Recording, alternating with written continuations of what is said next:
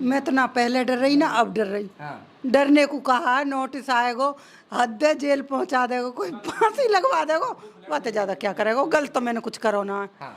मैं अब भी अपनी बात पे कायम हूँ कि मैंने गलती नहीं की है। आप देख रहे हो ना, आपने भी बनाई होंगी वो वीडियो, जो हमारे 12-12, 13-13 साल के बच्चे जो आज आईएएस बनने की बात नहीं करते, डॉक्टर बनने की बात नहीं करते, लॉयर बनने की नहीं करते, देश में रक्षा करने के लिए फौजी बनने की बात नहीं करते, क्या कहते हैं? हम पबजी डाउनलोड करेंगे, हम फ्री फायर डाउनलोड करेंगे, हम पाकिस्तान से बहू लाएंगे। फिर मेरे मुंह में जो आया और मैंने वो बोल दिया, लप्पू झिंगुर जो भी था, वह मेरा कोई ऐसा नहीं था कि हाँ जी किसी को ठेस पहुंचेगी। हमारे यहाँ पे ये प्यार में बोल देते हैं बच्चों को, ऐसा कुछ नहीं है कि हाँ जी किसी को टारगेट करना है। दोस्तों, मैं एक बार फिर से पहुंचा हूं ग्रेटर नोएडा के रबुपुरा में। मैं इस वक्त मिथिलेश भाटी के मकान में मौजूद हूं। मैं आपको दिखा सकता हूं कि यहां पर तमाम संगठन मौजूद हैं और वकील, सुप्रीम कोर्ट और हाई कोर्ट के जो वकील हैं, जो आला से आला वकील हैं, वो तमाम वकील यहाँ पर पहुँचे हुए हैं मिथिलेश भाटी के समर्थन में। अब हम जानेंगे कि आखिर यहाँ क्यों पहुँचे। एक छोटा सा जो बयान थोड़ा सा ऐसा हो गया जो वायरल हो गया। मिथिलेश भाटी जी ने कुछ लप्पू, कुछ झिंगुर वगैरह कह दिया था। अब उन्होंने कह दिया एक देहाती भाषा में वो भाषा इस्तेमाल की थी जो वायरल हो गई।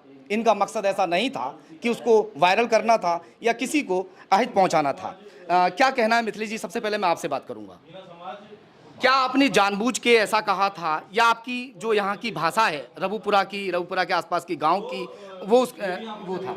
देखिए, नॉर्मल सी बात है, जैसा मैं पहले भी बता चुकी हूँ। मुझे वहाँ पे ले जाया गया था तो मैं भी गई, मैंने कि देख के आए क्या अजूबा है जिसको इतने प्राइज़ वगैरह मिल रहे हैं। तो वहाँ पे माइक वाले भैया जो थे, बार बार एक का हटाया, दो का हटाया, फिर मेरे मुंह में जो आया और मैंने वो बोल दिया, लप्पू झिंगुर जो भी था, वह मेरा कोई ऐसा नहीं था कि हाँ जी किसी को ठेस पहुंचेगी। हमारे यहाँ पे ये प्यार में बोल देते हैं बच्चों को, ऐसा कुछ नहीं है कि हाँ जी किसी को टारगेट करना या कुछ। अच्छा, हमने सुना कि आपके बच्चों को ट्रोल करना शुरू कर दिया था रबुपुरा के कुछ लड़कों ने, छेड़छाड़ करनी शुरू कर दी थी, उनको जो है कुछ कहना, ऐसा क्या सच? हाँ जी, जी बिल्कुल ये हुआ था। इसका जवाब ज़्यादा अच्छे से ये दे पाएंगी क्योंकि इन्होंने एफआईआर करवाई है। एफआईआर कराई थी आपने, उसमें क्या हुआ?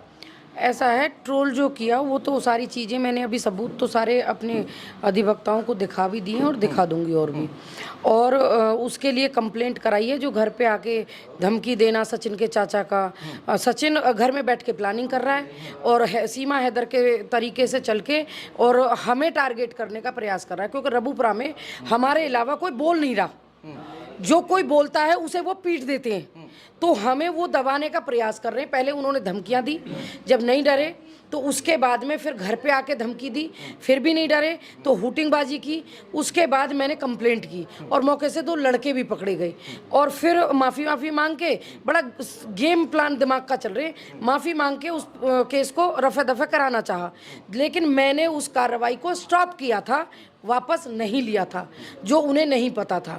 लेकिन जब ज़्यादा ही ड्रामेबाजी हो रही है, उसके बाद कि हम मानहानि का दावा करेंगे और अभद्र भाषा की सारी सीमाएं उन्होंने पार कर दी हमारे लिए, तब जाके मुझे परसों थाना इंचार्ज से बात करनी पड़ी और अपनी वो जो स्टॉप की थी कार्रवाई उसको आगे बढ़ाया और लीगल प्रोसेस के लिए उसकी रिसीविंग मैं अपने घर ला चुकी हूँ। पाकिस्तानी महिला सीमा हैदर और ग्रेटर नोएडा के रबुपुरा के सचिन मीणा, दोनों की लव स्टोरी के बीच में मिथिलेश जी को एक विलेन जैसा बताया जा रहा है कि सिर्फ बयान के वजह से। हालांकि जो बयान है वो उन्होंने जानबूझ कर नहीं दिया, इन्होंने साफ भी कर दिया है, मगर वो हर परिस्थिति में हर तरीके से लड़ने के लिए तैयार भी हैं। क्योंकि यहाँ पर मैं आपको दिखा सकता हूँ, एक लंबी लिस्ट है वकीलों की, तमाम यहाँ पर संगठन के लोग मौजूद हैं और कांधे से कांधा मिलाकर लड़ने के लिए तैयार हैं। सर, क्या नाम है आपका और क्या पोस्ट है आपकी? राजन शर्मा मेरा नाम है, एडवोकेट हूँ गौतम बुद्ध नगर में जी, और एडिशनल स्टैंडिंग काउंसिल भी हूँ भारत सरकार की तरफ से।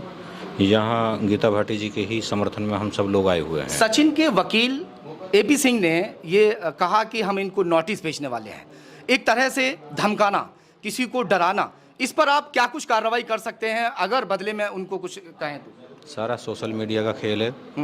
एपी सिंह भी ये सोच रहे हैं कि मैं पता नहीं कितनी बड़ी उपलब्धि हासिल कर लूँगा किसी दूसरे को बदनाम करके। बाकी नोटिस वे दें तो उसका जो है फिर जवाब देने के लिए तैयार हैं। बिल्कुल जवाब दिया जाएगा। बाकी ऐसा कुछ है नहीं, ये इनलीगल तरीके से जो सीमा हैदर यहाँ आई है उस तरीके को लीगल करने की कोशिश है। वकीलों का कोई संगठन इनके साथ है या फिर वकील जो कुछ वकील हैं वो साथ में हैं। वकीलों का संगठन भी है, एसोसिएट्स वगैरह हैं, कुछ हाई कोर्ट के भी वकील हैं, कुछ सुप्रीम कोर्ट के वकील भी हैं। जहां तक मदद होगी संभव पूरी की जाएगी। चलिए, मैं एक और वकील साहब बैठे हैं, मैं उनसे भी बात करूंगा। सर, क्या नाम है आपका? मेरा नाम नीरज चौहान है। हाँ, क्या कहेंगे इसके बारे में, जिस तरह से मिथिलेश जी को उनके वकील ने कह दिया कि नोटिस हम भेजने वाले हैं, वो कई दिन से तनाव में रह रही है, और तनाव में रहने के चलते आप देख भी रहे हैं कि तमाम जो संगठन के लोग हैं, हालांकि उनके कांधे से कांधा मिलाकर यहाँ खड़े हुए हैं, तमाम लोग यहाँ पहुँचे हुए हैं। इसके बारे में आप क्या कहेंगे? किसी को इस तरह से डराना, धमकाना, या तो नोटिस देना था तो पहले ही दे दिया होता, इस तरह से कहने की क्या जरूरत थी? देखिए, उनका जो काम है वो कर रहे हैं। जिस दिन नोटिस भेज देंगे उसके रिप्लाई के लिए, जैसे पहले भी मेरे साथी अधिवक्ता ने बताया, हाँ नोटिस तो दें, बाकी की कार्रवाई तो हम अपने आप कर लेंगे। अब पहले से पहले हम डर के बैठ जाएं, डरा कोई नहीं है। आप जैसे कहा कि डरे हुए हैं, डरा हुआ कोई नहीं है। आप कहाँ से हैं सर? मैं नोएडा से हूँ, बार एसोसिएशन का एक्स सेक्रेटरी हूँ। हाँ जी। और भी वकील साहब यहाँ पर बैठे हैं। सर, आप कहाँ से हैं? मैं दिल्ली हाई कोर्ट में प्रैक्टिस करता हूँ। मेरा नाम एडवोकेट पवन कुमार सोम है जी। और मैं ये कहना चाहता हूँ कि इस मुद्दे सर, पर एक सवाल सर, पहले आपकी बात भी मैं सुनूंगा सर।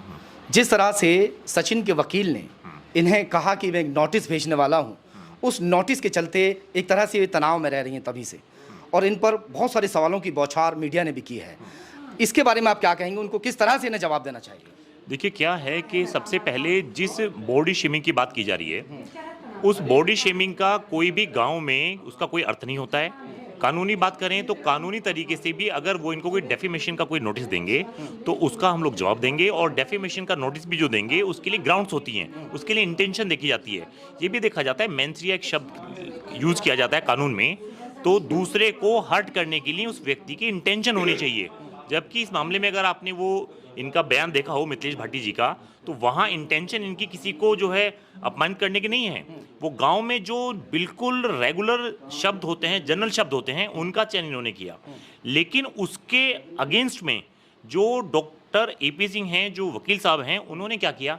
उन्होंने उल्टे इनके हस्बैंड के लिए और इनके पूरे परिवार के लिए जिस तरह से शब्दों का चयन किया है वो बहुत ज़्यादा निंदनीय है। और उनको एक एडवोकेट होते हुए अपने क्लाइंट को डिफेंड करे कोई बात नहीं, लेकिन जो व्यक्ति पाकिस्तान से आकर के वो लेडी यहाँ रहती हैं और उनके ऊपर जो है बहुत सारे क्रिमिनल चार्जेस, क्रिमिनल ऑफेंस बनते हैं, उनको तो डिफेंड किया जा रहा है।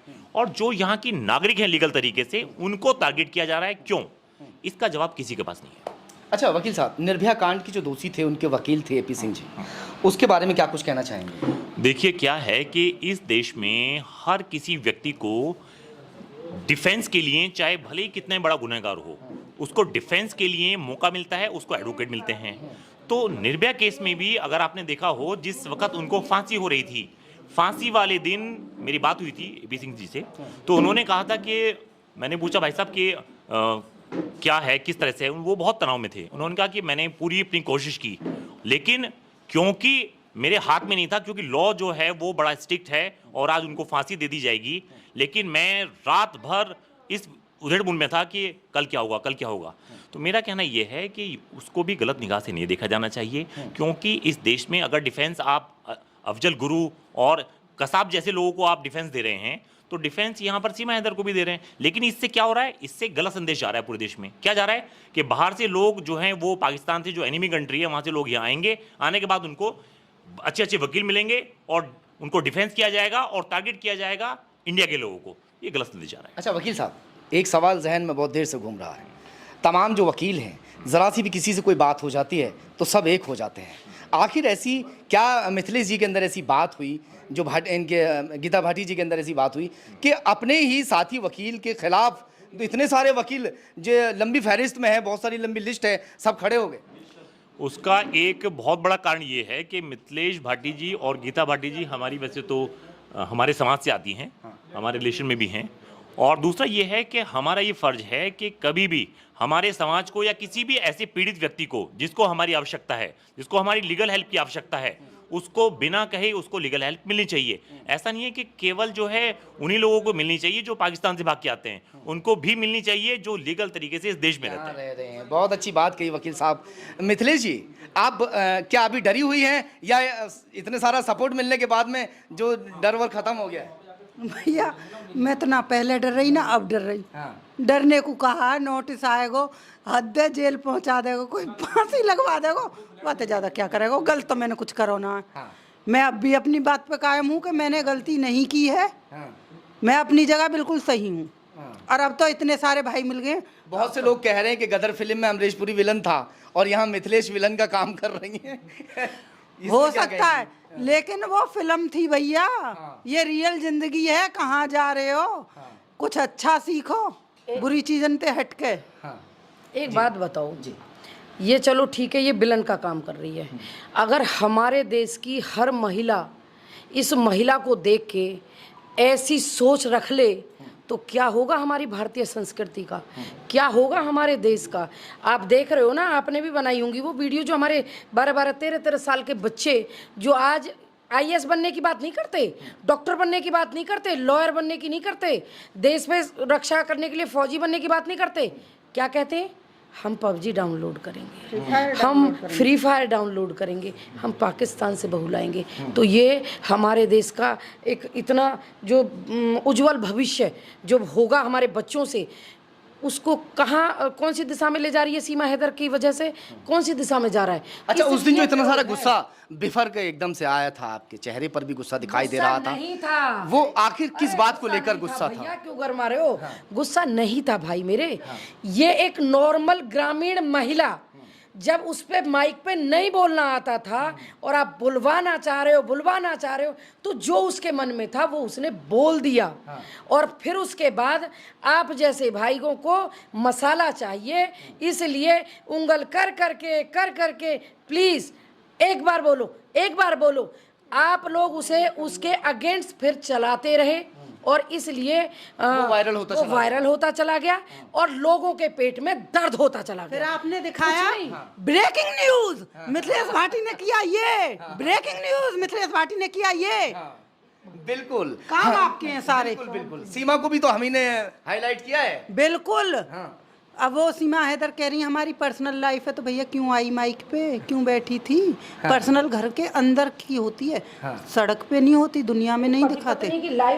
पति अब नोटिस अगर आता है उसको बिल्कुल तैयार है, उसके लिए बिल्कुल भाई, बिल्कुल तैयार हूँ। क्यों वकील साहब? मेरा नाम दुष्यंत सिंह है और आपको बताएं, मैं ऐसे भाई का भाई हूँ, शेर सिंह राणा, जिनका आपने नाम सुना होगा कि शेर सिंह राणा ना आंधी से डरते हैं ना तूफान से डरते हैं।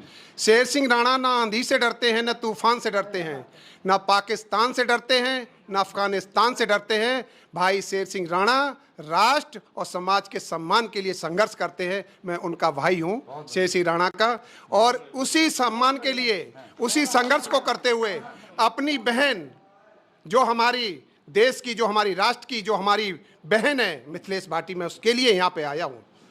मैं जैसी सीमा हैदर जैसी, जिस अफगानिस्तान में 800 साढ़े 800 साल से पृथ्वीराज चौहान की समाधि पे जूते चप्पल मारे जाते थे, उस अफगानिस्तान में, उस अफगानिस्तान से भारत के सम्मान को वापस लाने वाले आदरणीय भाई शेर सिंह राणा जी, जो राष्ट्रवादी जनलोक पार्टी राष्ट्रीय संगठन महामंत्री, राष्ट्रीय संयोजक हैं, मैं उस पार्टी का, मैं राष्ट्रीय संगठन महामंत्री हूँ।